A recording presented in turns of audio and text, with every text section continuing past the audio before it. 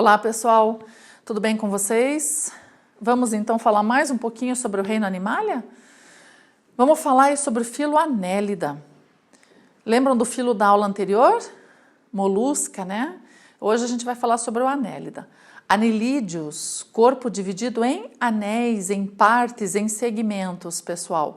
É isso que quer dizer anelídeos. São animais aí com o corpo dividido em anéis. Esses anéis também são chamados de metâmeros. Então a gente pode dizer que os anelídeos apresentam metâmeros ou metameria, tá? Também dentro do reino Animalia, esse filo Annelida é dividido em classes. São 3 classes importantes. Então a gente vai começar com a primeira aqui, que é a classe Polychaeta. Escreve-se Polychaeta e a gente pronuncia Polychaeta. Pessoal, queta significa cerdas. Poly significa muitas. Cerdas. O que é isso? Na lateral desse animal aqui, existem expansões, tá? Existem expansões que formam as cerdas. E essas expansões, elas são irrigadas por sangue, então funcionam como brânquias também. Nós estamos falando aqui de um animal, de um verme marinho, tá? Um verme marinho, são várias espécies desses animais, são marinhos, eles podem viver enterrados na superfície da areia da praia ou em muitos metros de profundidade, tá? São bentônicos também. Ou ainda eles podem viver dentro de rochas, orifícios, até mesmo de esqueleto de corais. Eles podem ficar vivendo dentro desses orifícios. Tem uma cabeça aqui com olhos primitivos, com tentáculos, né, mandíbula, e o corpo vocês percebem aqui, ó, todo dividido nesses anéis, de onde tem essas projeções que são as cerdas. Então, por ele ter muitas cerdas que facilitam a sua natação, é chamado de Polychaeta, tá? Vamos ver a próxima classe dos anelídeos? Então, além da Polychaeta, nós temos vamos dar uma olhadinha. Temos aqui a classe Oligochaeta, pessoal. Oligochaeta. Oligo significa pouco. Chaeta, cerdas. Então, claro, aqui vocês podem dizer, mas prof, minhoca tem cerdas? As cerdas da minhoca são protráteis, então isso significa que ela pode recolher essas cerdas e colocá-las, né, para fora. São bem pequenininhas, né, e poucas na lateral do corpo do animal.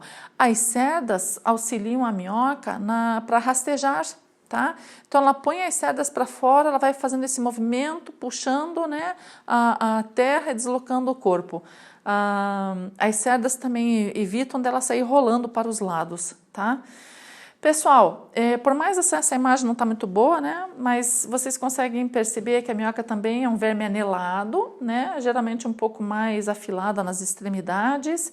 E eu pergunto para vocês, se vocês estivessem analisando o corpo de uma minhoca, tá? Por exemplo, olha aqui que eu achei uma minhoca. Estivesse analisando o corpo da minhoca, eu pergunto para vocês, aonde é a boca? E aonde é o ânus? Geralmente as extremidades são bem parecidas, né? Então, a gente vai se localizar, não vai fazer que nem o minhoco, né? Sabe a musiquinha lá do minhoco e da minhoca? Que o minhoco chega para a minhoca e diz assim, minhoca, minhoca, me dá uma beijoca. E a minhoca, se fazendo de difícil, diz assim, não dou, não dou, não dou. Daí o minhoco vai lá e rouba um beijo na minhoca, né? Daí a minhoca, minhoco, minhoco, você é mesmo louco. Beijou o lado errado, porque a boca era do outro lado. Ixi, imagina onde é que ele beijou então, né? Pessoal, então não vamos confundir. Assim, ó, você vai achar no corpo da minhoca, quando ela fica adulta sexualmente, tá? Ela vai apresentar um anel maior, um anel mais largo e a coloração também é um pouco diferente. Então, achando esse anel, a extremidade que estiver mais próxima dele é a boca, tá? Então, veja lá, ó, a extremidade que estiver mais distante vai ser o ânus. Então, não faça como o minhoco, né? Não dá para errar aí, você sabe direitinho se localizar. O que é esse anel maior aqui? É o clitelo. É um anel largo, um anel maior que tem a função de produzir um casulo viscoso que vai reter os ovos da minhoca, ou melhor, os óvulos, porque a fecundação vai acontecer dentro desse casulo, portanto vai ser externa. Mas isso é assunto para mais daqui a pouco. Então tá, me localizei no corpo da minhoca, beleza, é isso aí, tá? Então, ok, a minhoca é um oligochaeta. Depois, numa outra imagem, eu vou mostrar para vocês cerdas, dá para ver um pouquinho melhor. E a minhoca é um verme para lá de importante, né, para o nosso solo, aí, para as plantinhas também. Ok, então, oligoqueta, vamos passar para a próxima classe para a gente conhecer melhor os anelídeos? Ó, pessoal, aqui nós temos a famosa sanguessuga, né? Classe Aqueta, o A na frente é negação, sem cerdas, ou também é chamada de Hirudínia, porque tem a espécie europeia de sanguessuga, que é a Hirudo medicinalis, que foi usada muito, né, em civilizações antigas, e até mesmo hoje ainda se usa sanguessuga para tratamentos, né, em cirurgias, depois a gente também vai falar um pouquinho. Então, o nome da espécie lá era Hirudo medicinalis, por isso ficou a classe Hirudínia. Pessoal, a sanguessuga, ela tem duas ventosas, uma na região da boca e uma na região do ânus, tá? Por onde ela se prende à pele dos hospedeiros para se alimentar de sangue. Aí eu pergunto para vocês, será que toda sanguessuga suga sangue? Hein? Não, né? Tem espécies que são predadoras, até mesmo, lembram da planária? Existem sanguessugas que podem comer a planária ou comer minhocas. Então, elas são predadoras, vivem em água doce, em solos úmidos, tá? Então, muitas espécies são hematófagas, né? Que se alimentam de sangue, são parasitas, ecto, porque ficam só na superfície. Enquanto outras são predadores. As colorações também são variadas, depende da espécie, tem sanguessuga marrom, avermelhada, tem sanguessuga preta, aí depende, tá? Corpo todo anelado, por isso eles são anelídeos, parente então aí das nossas conhecidas minhocas. Muito bem, vamos passar para uma próxima imagem para falar um pouquinho mais sobre os anelídeos. Funções vitais dos anelídeos aí. Vamos utilizar a minhoquinha, né, o mais conhecido, para a gente falar um pouquinho das funções exercidas por eles. Galera, vou começar pelo sistema digestório, tá? Então, vamos dar uma olhadinha aqui, ó, no sistema digestório. Galera, boca, claro, né? A minhoca vai engolindo terra, então ela tem uma faringe, a faringe sai, né, é protrátil também, ela projeta a faringe para fora e vai engolindo grandes quantidades de terra, tá? Vai sugando a terra. Porque daí ela vai abrindo caminho, né? Ela vai formando galerias. Então é importante porque faz ventilação nas raízes de plantas, né? Então o solo fica bem aerado. Melhor para o solo se tiver minhoca lá. E o que ela ingere com essa terra? Ela ingere material orgânico, do qual ela vai decompor aí para servir de alimento. Então, uma faringe, né, protrátil, daí então ela vai engolindo a terra, vai vindo aqui para o esôfago, fica amolecida no papo e daí tem uma segunda dilatação que é a moela. Moela é uma parte do sistema digestório muscular que tritura os grãos de terra maiores, tá? Para que tudo seja melhor digerido e absorvido. E depois da moela, segue ao longo do intestino até o finalzão do corpo, onde se abre no ânus. Pessoal, até o intestino da minhoca, ele é todo segmentado. A minhoca não tem só segmentos por fora no corpo, por dentro também, tá? Então, sistema digestório completo, obviamente, já começou em nematóide, passando por molusco, anelídeo também completo. Sanguessuga, então, o hábito de se alimentar aí de sangue seria, ou no caso de outros animais, e os vermes marinhos também se alimentam de uma alimentação bem variada, né? De detritos, de animais pequenos e etc. Muito bem. Então, esse daqui, ó, esse desenho que você está vendo aqui do lado, é um corte transversal do corpo da minhoca, como se a gente pegasse um salame e fosse cortando rodelas, fatias, né? Então, aqui você está vendo um corte transversal. Esse aqui, ó, é o intestino, tá vendo aqui o tubo digestório? Por que ele tem esse formato aqui? Eu tenho uma dobra para dentro dele. É a tiflossole. Pessoal, é uma dobra longitudinal que acompanha o intestino até o final. Sabem para quê? Porque a minhoca vai engolindo muita terra. Então, ela tem que ter uma grande superfície de absorção. Então, ela vai absorvendo alimento por aqui, por aqui, por aqui, por toda essa face e também por toda essa dobra interna. Isso aqui acompanha até o final, então ele tem uma área enorme, gigantesca até o final.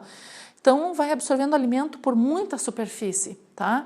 Para ir para o sangue da minhoca e para todas as outras células do corpo dela, ok? A minhoca tem uma musculatura toda desenvolvida, já analisando nesse desenho aqui a gente pode perceber. Vamos começar aqui de fora para dentro.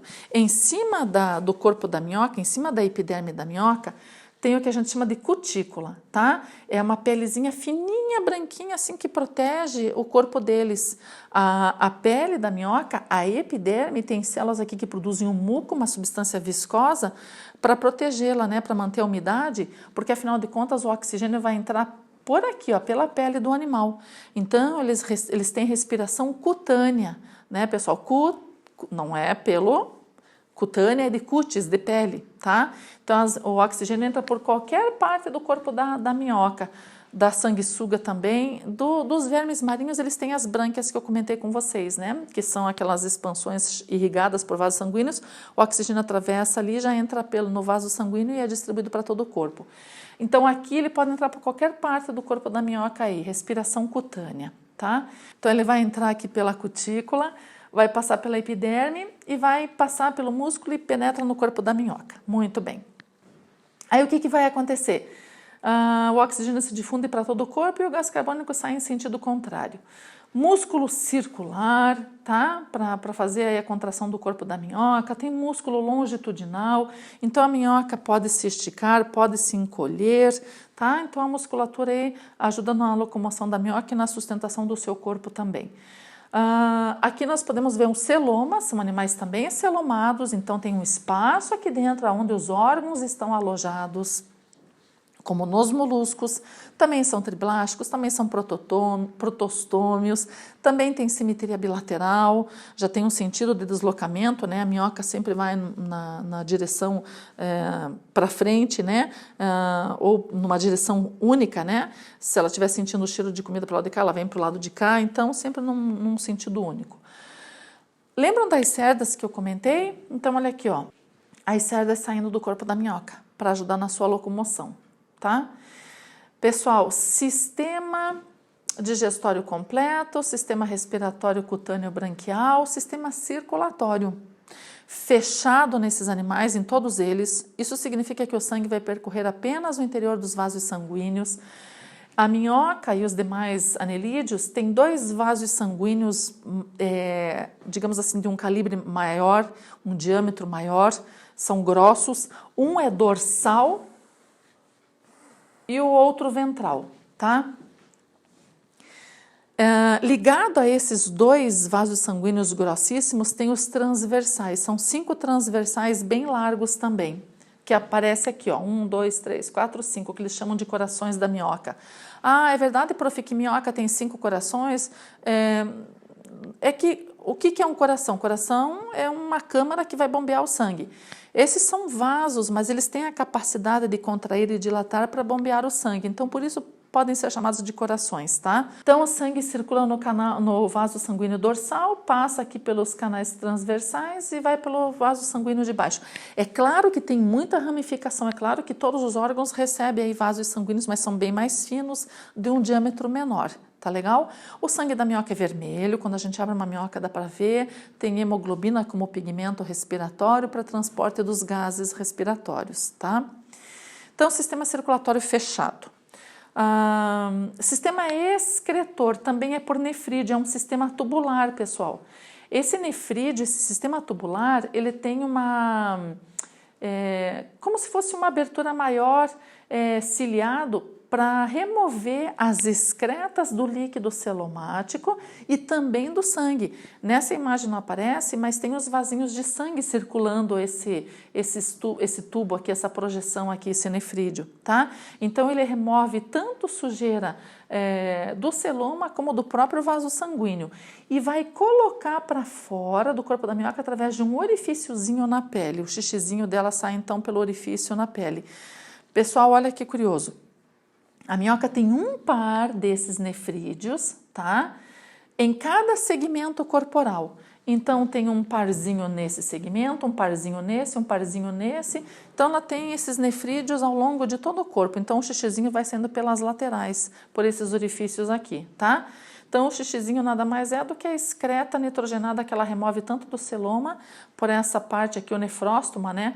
Eu queria chamar a palavra para vocês, parece é uma abertura mais larguinha, assim, que capta, né? Ela drena aqui para dentro do tubo e vai sair por esse orifíciozinho aqui, tá? Então, esses são os nefrídeos. Olha, gente, até a rima, nelídeos tem nefrídeos, tá? Muito bem.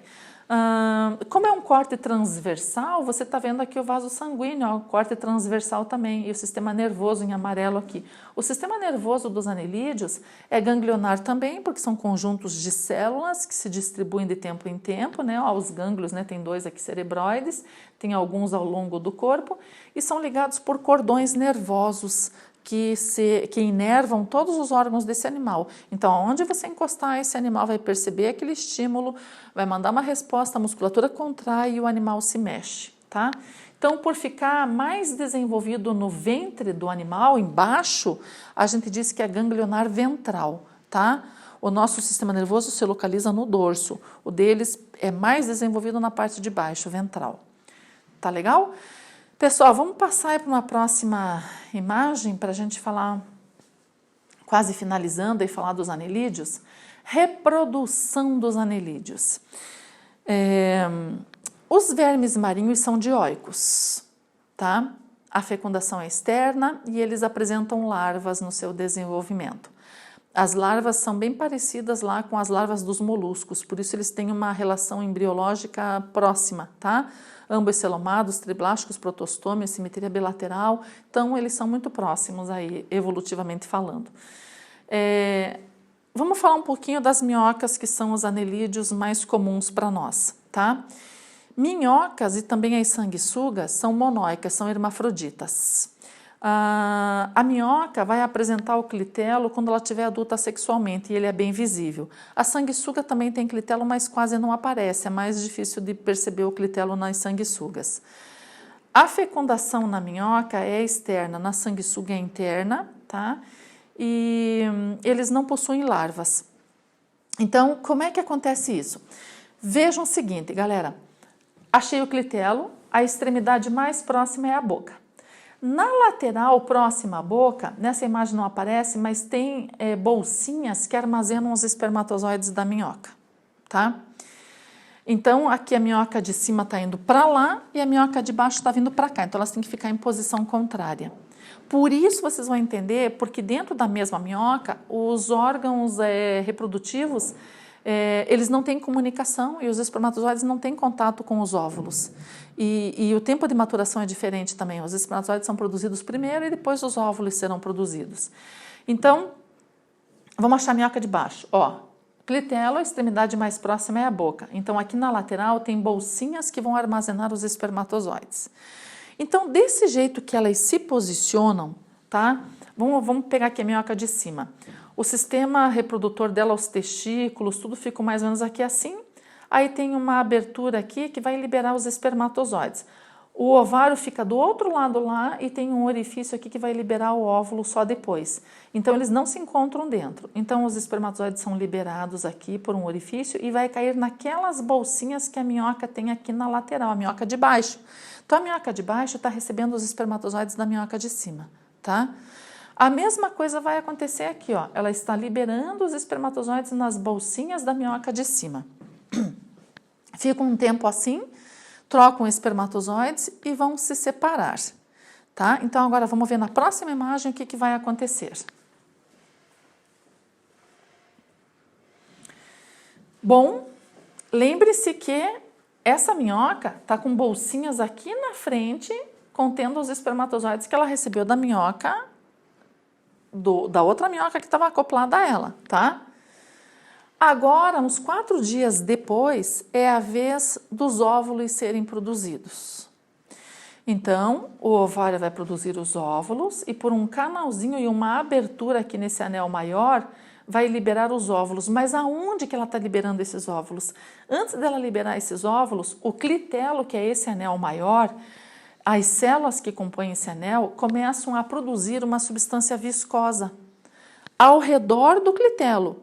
É como se o corpo da minhoca fosse meu dedo e o meu anel fosse o casulo secretado aqui pelo meu dedo, tá? Então, é o casulo que vai se deslocar, certo?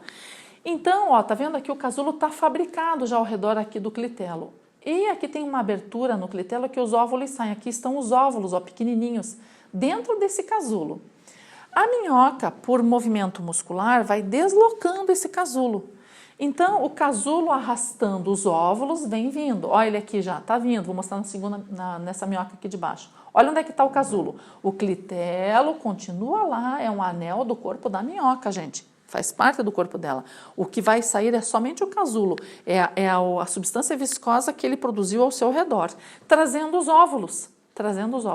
Quando chegar naquela posição aqui, mais ou menos na lateral próxima da boca, onde tem aquelas bolsinhas cheias de espermatozoides, os espermatozoides serão liberados aqui dentro em contato com os óvulos. Então vai ocorrer a fecundação externa, porque é dentro de um casulo, é fora do corpo da minhoca. Porém, como ela é um animal terrestre, os gametas não podem ser colocados na terra porque eles secariam, tá? Desidratariam. Então eles ficam dentro desse casulo viscoso úmido, ok? Então ocorreu a fecundação ali dentro, ótimo.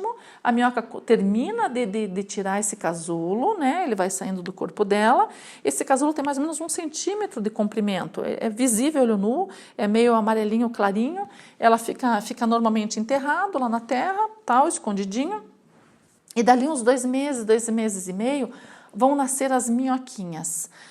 São minhoquinhas bem magrelinhas, assim, são até meio roxinhas, assim, são finérrimas, galera, pequenininhas, mas já são minhoquinhas, não são larvas. Então, o desenvolvimento é direto, tá? Isso acontece com minhocas e sanguessugas.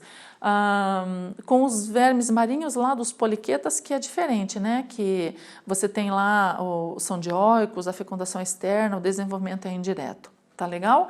Então, aqui é a reprodução da minhoca. E lembrando da importância da minhoca, que além de fazer as galerias, ela produz o humo, que vai nutrir a terra, vai ser bom para as plantas também se desenvolverem melhor. Então, a minhoca só tem benefício, né, galera?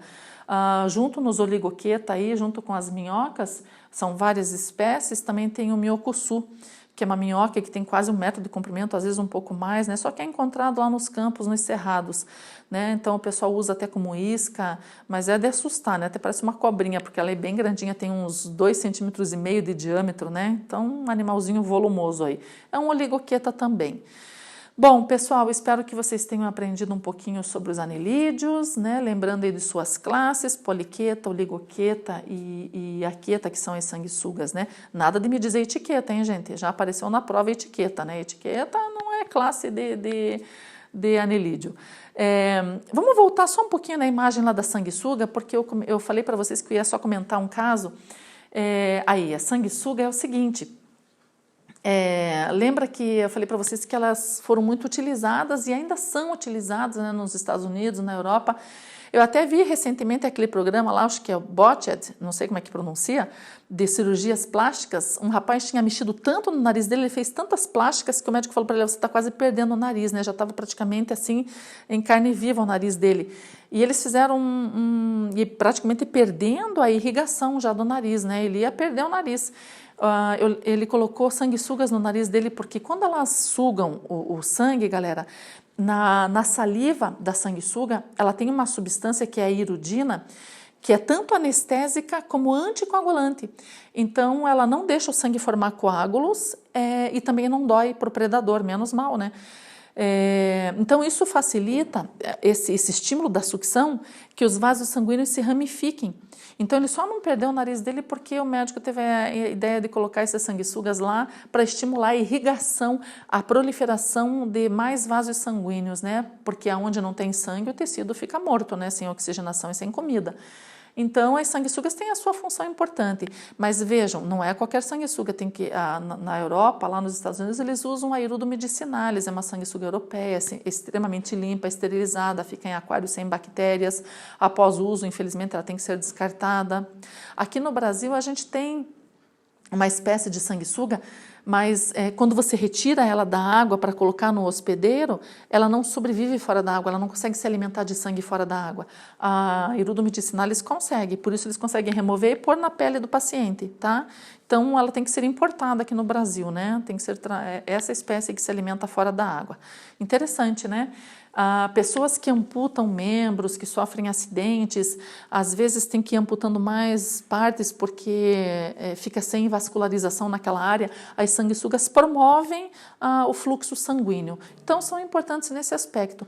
Na civilização antiga, já nos egípcios, romanos, eles utilizavam para fazer sangrias, para diminuir a pressão, para baixar a pressão, né, das pessoas que tinham pressão alta. Então, elas eram usadas em várias situações. Então, tem aí a sua importância, tá? Eu ia comentar mais uma coisinha de sanguessuga com vocês. Lembrei, aquele filme lá que mostra o Rambo, eu não sei qual Rambo que é, se é o 1, se é o 2, se é o 200, enfim, né, tem tanto Rambo, né, Rambo 1, Rambo 2, 4, 5, 6, sei lá. Mas tem um que o Rambo sai de dentro de um poço, todo amarrado, com umas sanguessugas no peito dele, né, e ele sai com uma cara de sofrência danada. Pessoal, a sanguessuga não provoca dor nenhuma por causa do anestésico que ela tem na saliva. E pode ser colocado na pele aquela espécie, né, esterilizada, que não vai comprometer a saúde, não tem bactérias, então bem tranquilo. Então a cena foi feita com essa sanguessuga aí. Tá legal, pessoal? Então vou ficando por aqui, né? Fiquem bem, beijos para vocês. Não esqueçam de me dar um oizinho lá na sala virtual.